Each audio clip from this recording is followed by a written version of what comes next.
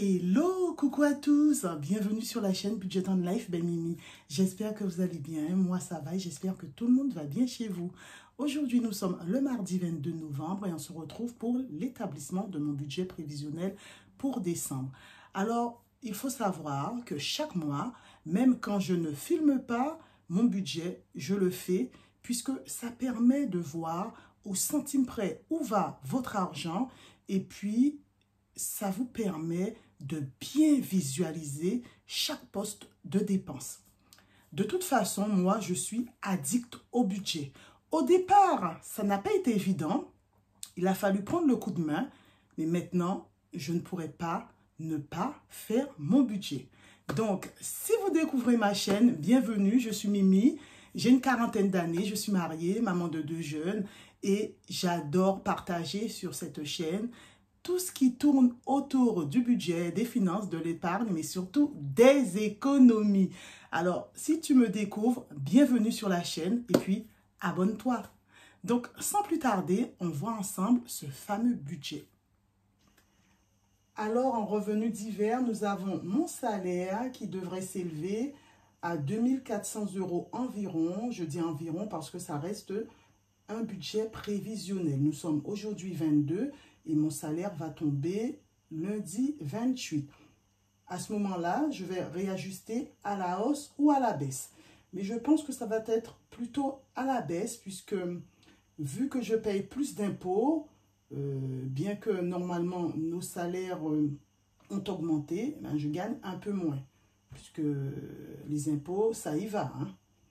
La CAF, pour mes 2 enfants, je perçois la somme de 245 €, sachant qu'à partir de janvier, je n'aurai plus que la moitié, c'est-à-dire juste l'allocation pour l'enfant handicapé de mon fils, puisque ma fille va avoir 20 ans et vous savez qu'en France métropolitaine, on ne perçoit les allocations familiales qu'à partir de 2 enfants. Les Antilles, je sais, c'est un enfant et c'est une vingtaine d'euros. Et ensuite, j'ai mon CE qui me verse la somme de 167 € pour mon fils. Alors là, vous n'aurez pas de ligne YouTube puisque, comme vous le savez déjà, il faut générer 70 € pour débloquer un versement de YouTube. Et moi, il me faut environ entre 3 et 4 mois pour avoir ces 70 €. Donc, je crois que ce sera le mois prochain. Donc, si je vous fais mon budget de janvier, vous verrez une ligne YouTube. Donc, ce qui nous fait 2 812 €. Donc là, je vais passer aux charges variables. J'ai Crous Lulu, c'est-à-dire tout ce qui est restauration de la fac.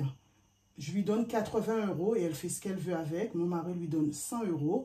C'est une gamine qui bosse tous les samedis à la poste. Et tous les mercredis, elle fait du babysitting. Donc, ça lui fait un bon petit complément. L'essence, c'était habituellement 130 €. Et là, j'ai fait une enveloppe de 150 € parce que vous le savez que ça a augmenté. Et enfin, mon portable, c'est 10 €. Et c'est un prélèvement qui se fait sur le compte de mon mari. Donc, c'est une offre par rapport à son travail, si ma mémoire est bonne. Donc, ce qui nous fait en total charge variable la somme de 240 €. En charge fixe, comme d'habitude, je n'ai pas détaillé et c'est 1150 €. Alors, encore une fois, pour les personnes qui verraient ma vidéo pour la première fois, donc dans les charges fixes, j'inclus l'enveloppe alimentation puisque c'est toujours le même montant, 550 €. Ensuite, la taxe foncière, l'électricité, le gaz, l'assurance habitation, la taxe d'habitation, puisque on va payer le dernier tiers en 2023. Et j'aurais bien voulu me renseigner, me rapprocher des impôts pour voir si je ne peux pas payer en une seule fois les 300 et quelques € qu'on aura à payer, puisqu'ils vont nous les rembourser au mois de septembre. C'est complètement inutile, mais bon, c'est ainsi. Voilà, donc je crois que je vous ai tout dit. Il y a aussi l'assurance du prêt immobilier et mon prêt immobilier. Voilà. Ensuite, En épargne, nous avons mon PER sur lequel je verse 100 €, le PEG de mon mari sur lequel je verse 200 €. En action, j'ai arrêté puisque ça va trop mal en ce moment et j'ai trop la trouille de perdre mon pognon, donc 0 €. Obligation, 0 € et je mets sur mon compte épargne logement 200 €. Donc, ce qui nous fait un total épargne de 500 € pour moi. Pour mes enfants, donc le livret jeune de ma fille, 50 €. Le livret A, non, le livret jeune de mon fils, 50 €. Le livret A de ma fille, 50 €. Et quand elle aura 20 ans, je crois que je vais arrêter puisqu'elle a déjà un bon capital. Et puis, cet argent-là va me permettre de booster mon épargne pour pouvoir justement faire mon prochain challenge qui sera de payer par anticipation mon prêt immobilier. Et ça, dans les 2 ans. Donc, c'est toujours 50 € pour mon budget. Alors, en tête, comme vous le savez, toujours 0 €. Les enveloppes, alors, voiture, ce mois-ci, c'est 100 €. Vacances, on va commencer l'enveloppe vacances puisqu'on a fini avec l'enveloppe Noël. On va mettre 100 €. Cadeau, toujours 50 €. Restaurant, on reste sur 100 €. Shopping, toujours 100 €. Divers, 50 €. Loisirs, 50 €. Beauté, 50 €. Navigo, 0. On va remplir s'il nous reste de l'argent en fin de mois. Fac Lulu, idem. Et Noël, on va attendre.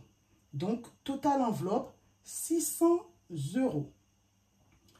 Alors, quand on additionne les charges variables, les charges fixes, les épargnes, Mimi, les enfants, les enveloppes, ça nous fait la somme de 2590 €. Voilà. Et donc, quand on fait la différence, 2812 moins 2590, on tombe à 222 € en solde final. Avec ces 222 €, je vais faire un petit don et le reste va partir pour pouvoir terminer mon cash auto. Voilà, donc on va aller à notre graphique et vous voyez là, vraiment le graphique il est divisé en deux.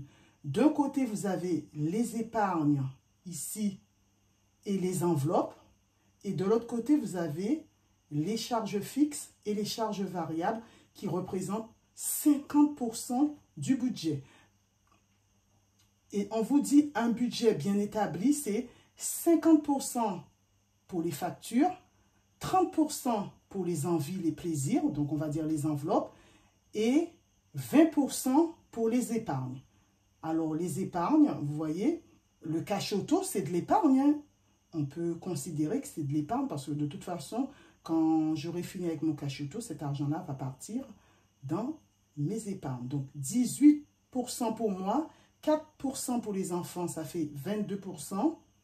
22 plus 8% dans mon cash auto. Et le don, oui, on va compter comme ça.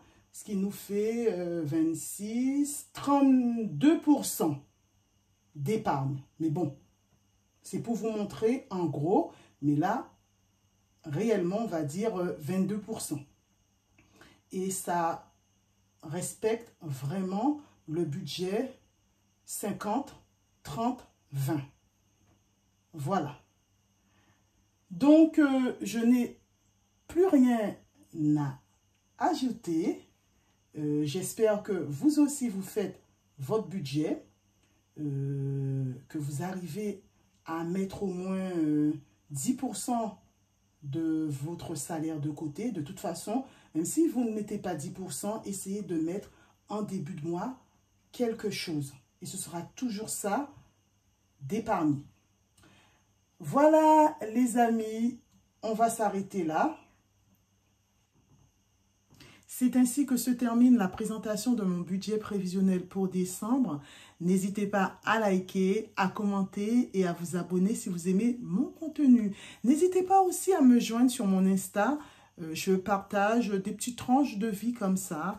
Et puis, on se sent plus proche des gens, je trouve, sur Instagram. Alors, on va se retrouver dimanche pour la clôture de mes enveloppes de novembre.